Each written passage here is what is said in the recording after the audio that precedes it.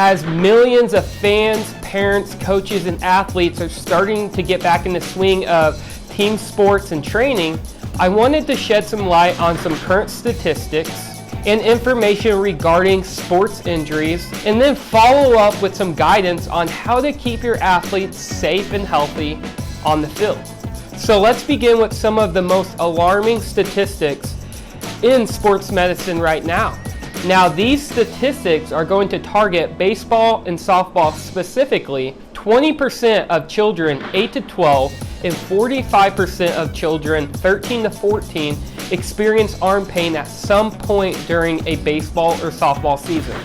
Since the year 2000, there's been a 5-fold increase in the number of serious shoulder injuries and elbow injuries in youth baseball and softball players. Now, overuse injuries are responsible for nearly 50% of middle and high school student athletes' injuries. Lastly, more than 3.5 million athletes under the age of 14 have to seek medical treatment for sports injuries. Now, these statistics are not meant to scare people in keeping their kids from playing sports. It's actually the exact opposite of that. Being a sports fanatic myself, I know how important sports can be to people in our community.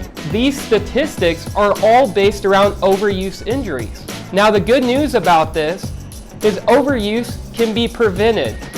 It can be easily stopped. These numbers can drastically decrease if we help the parents and coaches and athletes understand why they are happening.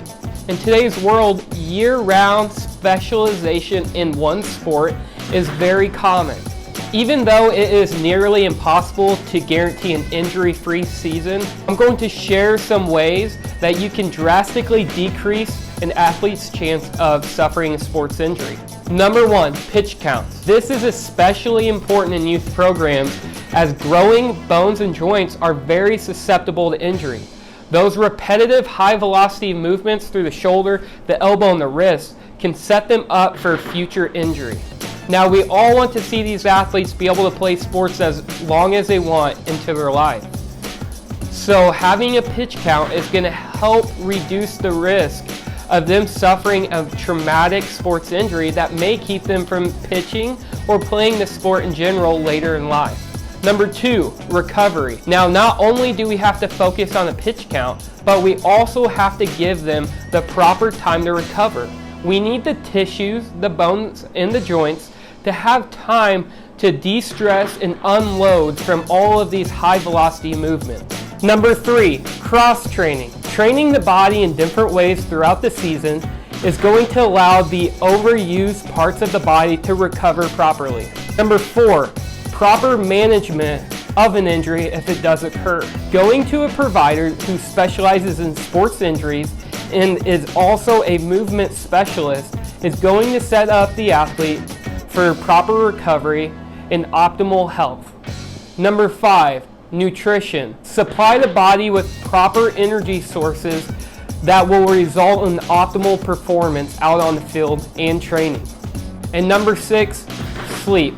Insufficient sleep increases the stress hormone cortisol. So make sure your athlete is getting the proper amount of sleep each and every night, especially during training and performance. Now, I would like to stress, please do not ignore young athletes who complain of inside elbow pain or numbness or tingling in the arm. This is not something to ignore because the athlete does have growth plates in that region. So not only could ligaments be torn, but they could also have an impact on the growth plates in that region of the arm. So this is not something to take lightly if you see an athlete complaining of this. If an athlete is pitching and they start complaining of shoulder and arm pain, it is time to take them out of that position and either get them evaluated or allow them to recover properly. If you guys have any questions, at Southern Spine and Rehab, we specialize in sports injuries, so go ahead and give us a call or book online.